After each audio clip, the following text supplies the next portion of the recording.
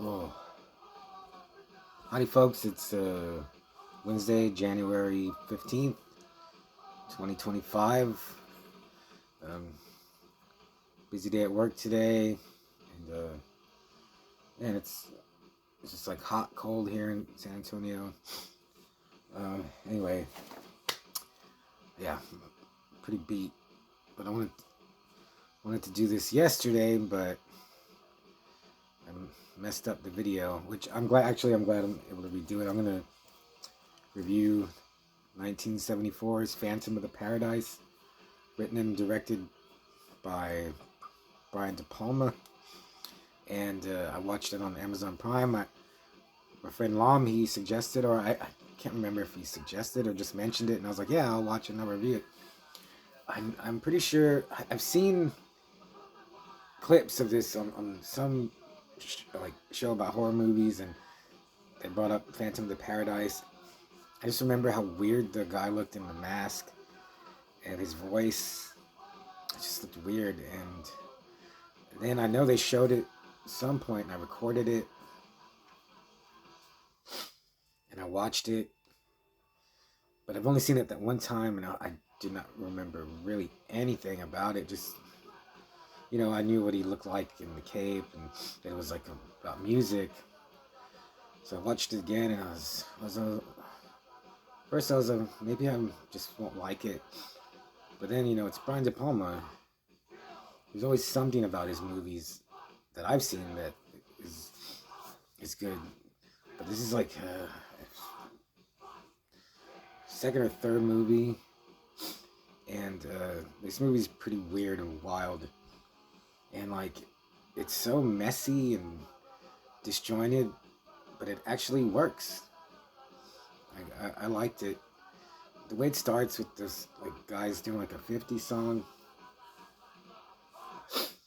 and it's actually a okay song, but this is about music, and this music mogul Swan, who's a record producer. He has Death Records. He's opening this club, super club, like the Paradise. And I was thinking, what kind of music was coming out in '74? I looked it up. A lot of stuff that I don't think barely anyone would listen to today or would seek out. Of course, I was thinking, okay, Black Sabbath was around. Alice Cooper was making music. And I don't think Devo had started yet. But I'm sure, there was good stuff coming out. I don't know what it was. I'm sure New York at that time was putting out good music, but the music in here, I feel like it's supposed to be this is what's cool now. And I don't think it is. It's very derivative. I mean, it's good, but I listen to so much music, and it's very important to me. I just think if you're gonna make them, I don't know. I think if you're gonna make a movie about music, it should be I don't know, if it's not good, it has to be what's new. Everybody just goes it seems like people were behind music, and bands like Led Zeppelin and Motorhead are still. I guess Motorhead. I don't think even Motorhead was around in '74. Maybe not Motorhead, but stuff like Led Zeppelin, the Beatles, the Who. They're still getting recognition today, and it's just because people don't know any new good rock bands. Anyway, getting off subject. So, Phantom of the Paradise. There's this guy Winslow Leach. He's a composer. He's making his music, and he's played by Paul Williams, and he's just a long, lanky, nerdy weirdo. He's in Eaten Alive, and then if you remember in Funhouse, that guy, that magician that puts the stake through the girl, through her heart in the coffin.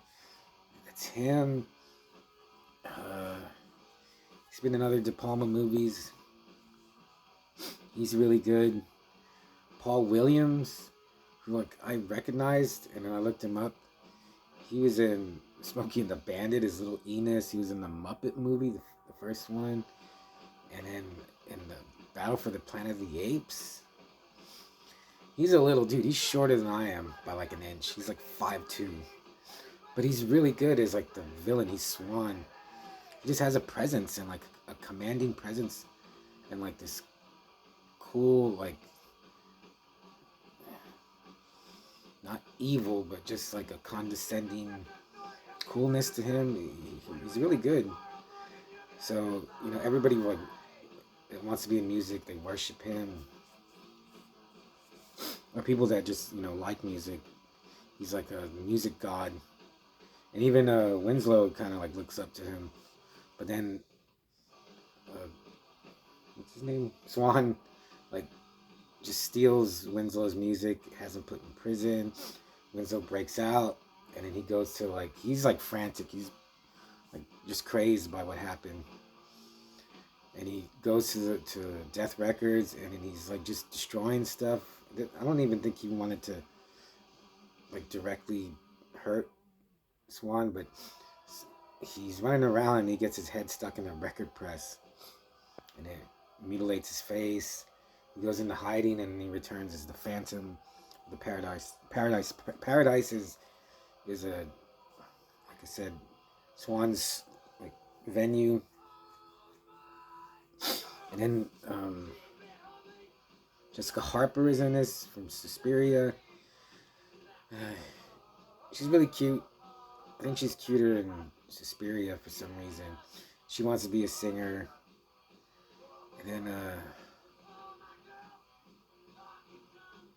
Swan like unveils his new protege, I guess, Beef, played by Garrett Graham. Garrett Graham's great. He's kind of like a fool in this, the way he acts. He's just kind of almost like embarrassing, the way he struts around and like, yeah, he's no Alice Cooper. But he's still good. He's still enjoyable because it's Garrett Graham. I mean, he's a TerrorVision. And he's in this movie Annihilators. He's not in that much. But if you see him, he's just... Oh yeah, he's on like Chud too, Bud the Chud. He's Bud the Chud. And I remember him. Like how embarrassingly dumb he was in this. But watching it again, I like him. There's a few embarrassing things he does on stage where he's just like strutting around. And then he lip syncs to his song. And then I read in the trivia that De Palma, because there's a part where he's singing in the shower, like there's a psycho scene, and he sounds pretty good. And De Palma said he just didn't realize that Garrett Graham could. Well, I don't think he was the actual singer, but his voice was fine. He's really good in the shower. And he says he wishes he would just let him sing, which would have been cool to see or hear. So there's really not much horror, I feel, in this movie. It's just more like a... As I was watching it, I was like, this could... If they said it was set in the future, like Clockwork Orange or something, I would have believed it. Maybe they should have done that. Yeah, there's no gore. There's a couple of murders. 2, yeah, they're not super violent. There's a little blood. And then as I was watching, I was man, he said this guy's gonna go on to make Scarface.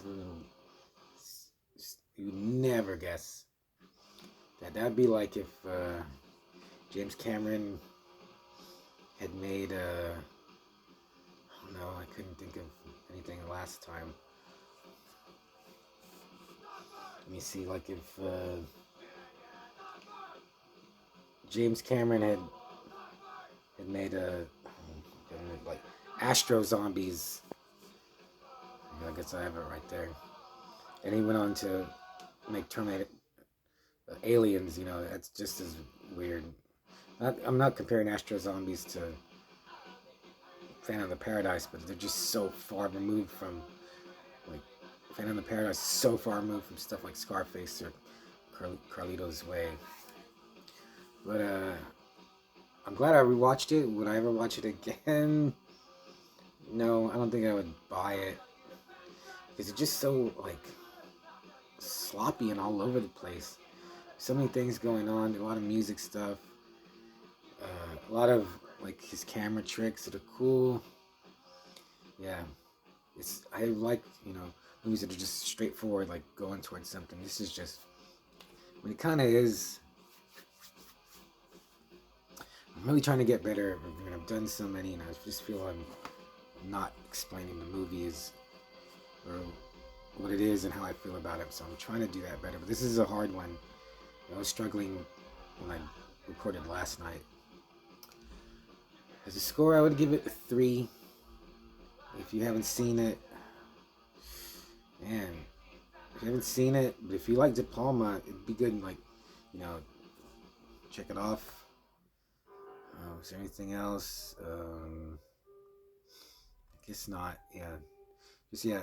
As I was watching it, I was like, this really isn't horror. I was reading reviews that say it has horror elements, but I don't feel like it. Which doesn't mean it's bad. As long as you go into it knowing that more. Like someone said like Rocky Horror Picture Show.